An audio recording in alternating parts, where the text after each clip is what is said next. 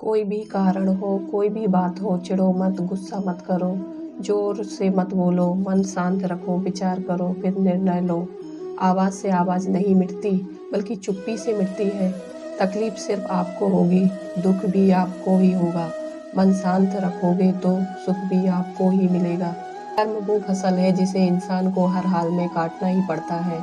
इसलिए हमेशा अच्छे बीज बोएं ताकि फसल अच्छी हो। परखता तो परखता तो वक्त है, कभी हालात के रूप में, कभी मजबूरियों के रूप में। भाग्य तो बस आपकी काबिलियत देखता है जीवन में, कभी किसी से अपनी तुलना मत करो। आप जैसे हैं सर्वश्रेष्ठ है।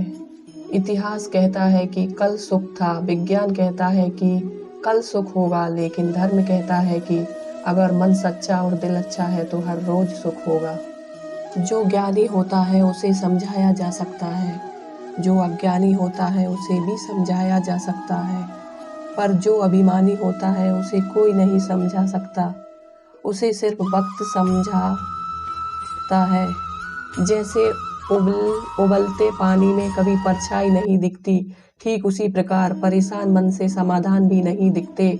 शांत होकर देखिए, सभी समस्याओं का हल मिल जाएगा। परिवर्तन ही प्रकृति का नियम है। इसलिए जो पीछे छूट गया उसका शोक मनाने की जगह जो आपके पास है उसका आनंद उठाना सीखिए।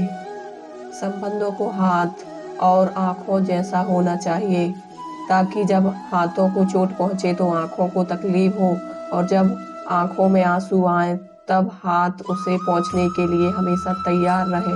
अश्रु के समान कोई साथी नहीं। दुख की परम सीमा हो या परम सुख की प्राप्ति, दोनों की अभिव्यक्ति होते हैं ये अश्रु।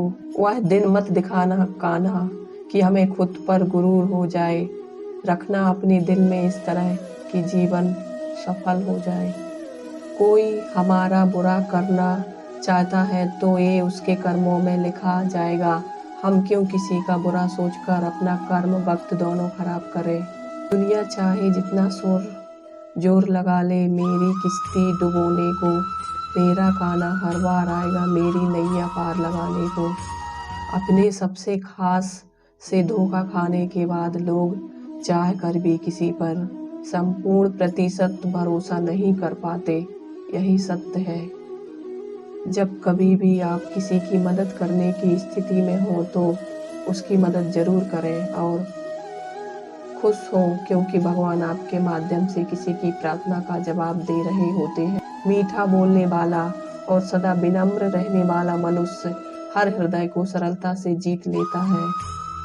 विचार शक्ति जितनी ऊंची होती है, व्यक्ति उतने ही ऊंचे कार्य करता है। धैर्य, दया, प्रेम और दूसरों के प्रति सम्मान को अपने व्यवहार का अंश बना लें, क्योंकि इन सबके मिश्रण से ही अच्छे व्यक्तित्व का निर्माण होता है। समस्याएं आपके कर्मों को बाधित नहीं करती, अपितु आपकी कार्य क्षमता और विचार शक्ति को बढ़ा देती हैं। जरूरत से ज्यादा मिले उसे कहते हैं नसीब, सब कुछ है फिर भी रोता है उसको कहते हैं बदनसीब, और जिंदगी में थोड़ा कम पाकर भी हमेशा खुश रहता है उसको कहते हैं खुश नसीब। जितना इंतजार वो आपसे करवा रहा है, समय आने पर वो इतना देगा कि आप संभाल भी नहीं पाओगे। मनुष्य या कोई भी जीव अपने भाग्य का निर्माता खुद होता है। जो जैसा कर्म करता है उसका वैसा ही भाग्य बन जाता है। जो बिना किसी स्वार्थ के किए जाए वो प्रेम है, जो कुछ पाने की इच्छा से किया जाए वह मोह है। इसलिए त्याग दीजिए उस मोह को और सिर्फ प्रेम कीजिए।